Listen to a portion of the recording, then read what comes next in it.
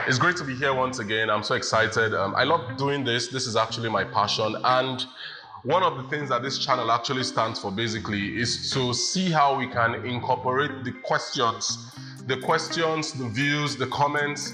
We look at those comments and we see, we pick out the very relevant comments and we create content to address those comments and questions.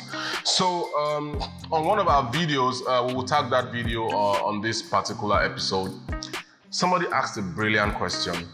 That question comes from a place of the reality that is on ground. You know, not every startup, not every business is financially stable from scratch. However, they want to do things that the financially stable companies are doing. You can't blame them. It's just maybe somebody from my village, for example, is having the aspiration, he's having the aspiration of traveling to the United States to go to Harvard University.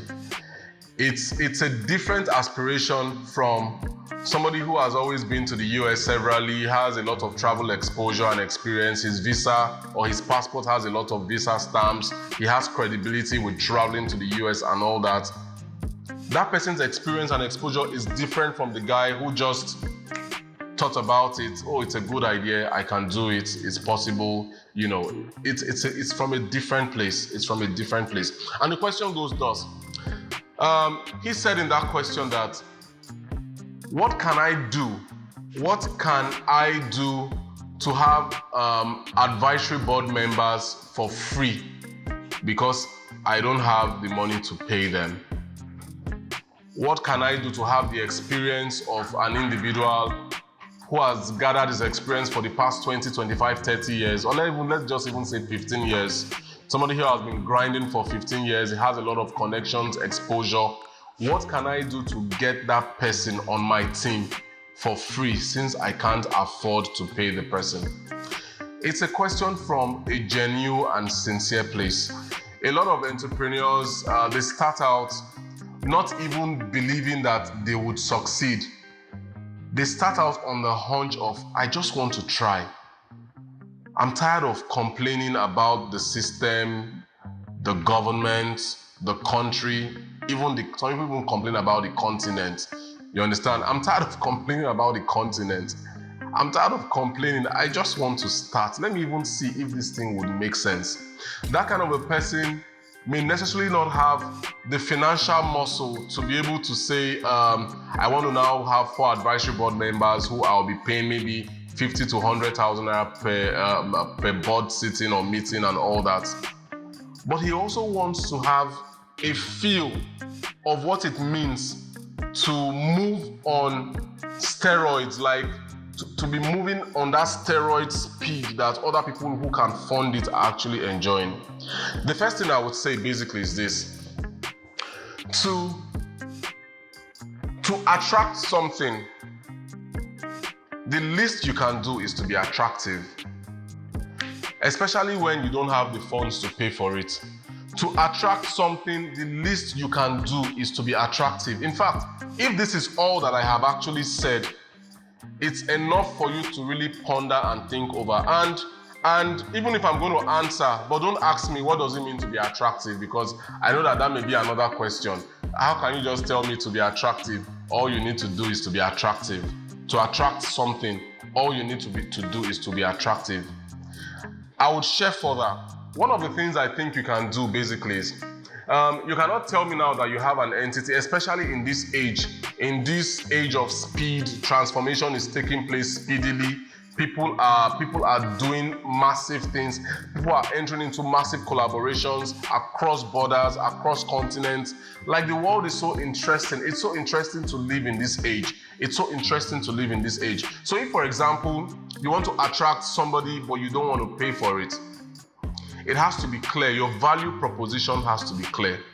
It has to be clear. What are the things that you really want to be doing? What's your business about? Have you communicated the value that you are bringing to the marketplace properly enough for somebody to say, okay, I want to tag along with this particular person? Then what is your reach out mechanism? Are you the kind of person that you are reaching out to people? Because if you want to reach out to very structured individuals, then you are using shorthand to send them messages, to DM them. You are DMing them in a way that is inappropriate. One of the things that you can actually do, aside a DM, in fact, even use DHL. Use DHL to send a proper letter, a properly worded letter that explains all the things, your vision, your goal, the mission of the organization that you are actually spearheading, what your challenges have been, and how you feel that person can actually come on board to support you to go to the heights unimaginable. You have to conceptualize your entire business framework in a way that somebody can look at your proposition and say, okay, this company, if I begin to provide advice for them, they can actually grow. But I would say something else. Somebody once told me, I think a mentor once said, no, I think I listened to it on a podcast on YouTube somewhere, and the individual said something. He said, you are not qualified for the next advice until you have used the first one. A lot of people miss it most times, they just be like, oh, advise me. All the advice that you have been getting, what have you even used it for? So one of the things that you would need to communicate to that person is, okay, I reached out to another individual before reaching out to you. This was the advice he gave to me. This was how I used that advice. And this is where that advice has taken me to. From where I am now, based on the advice that this other party had given to me, I'm very confident. In fact, I'm already doing the letter for you. I'm very confident that with the caliber of your personality, with the experiences that you have, with the skill sets that I've seen that you've been able to deploy to assist other businesses, the enterprises you own, all the way how you have been able to move from one place to another, I'm sure that I just need one fresh perspective from you that would move my business from where it is now to an astronomical place, to a place where results will be all encompassing and showing up. That individual wants to know that you place value on comments of other people. He wants to see a track record of how you have valued the advice that you have received from other individuals, how you have deployed that advice into activities and actions and projects, and how you have delivered results following or flowing from the advice that you have received. When they see that you are somebody who places value on words, on exposure, and the experience of other people, they wouldn't mind wanting to at least try you out, even without having to pay. Then those are not the kind of individuals too that by midnight you'll be sending them DMs, or you'll be sending them WhatsApp messages and all that. You now start bugging them, or you'll be sharing their numbers with all your friends. No, it's totally wrong. You have to place extreme value, because most times people feel that something that you're not paying for, you may not necessarily value it. And it happens a lot. In fact, there was this person that wanted to start a business, I know, a lady, and she's somebody that I've invested a lot of time in explaining a lot of things to her, trying to see how she can move from where she is to where I see her potential getting to. And most times you advise her, after you give her advice, she will take your advice to another person. The person will now x-ray your advice. Then she will now come back to me. Look, I took this advice, so I took it to this person. This person has said this, and this. Then why are you coming to me? If you feel that my advice is not something worth some level of value that you can actually deploy to getting your business better, getting your life started, and you have somebody else, then I don't want to be a second fiddle. Don't put me in that position. Even if you have put me in that position, don't give me the impression that you have put me there. Because I would not spend another moment having to rack my brain and think my head off just to see how you can be better. Because you have options, you have other people. And there's nothing wrong in having options, but you just need to place premium on what people are telling you. So one of the things I can say how you can start, you can actually start that journey on LinkedIn.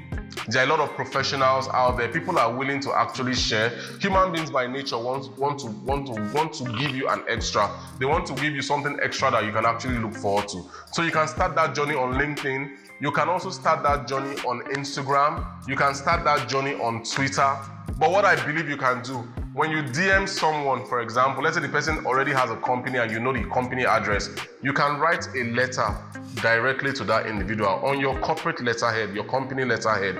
Do a letter. I've already given you some form of some kind of template that you can use, to write that kind of a letter.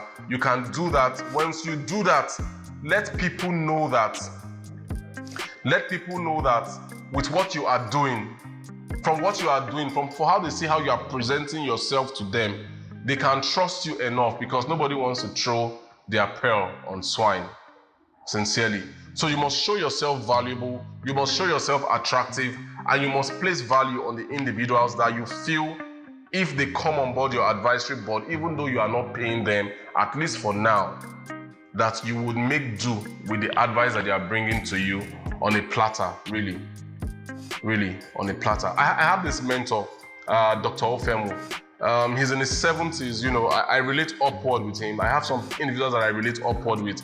Sometimes when I have some challenges and all that, I go to Dr. Ofemu's office, I bounce ideas off him. There are several other things I do with Dr. Ofemu to place value on that particular relationship.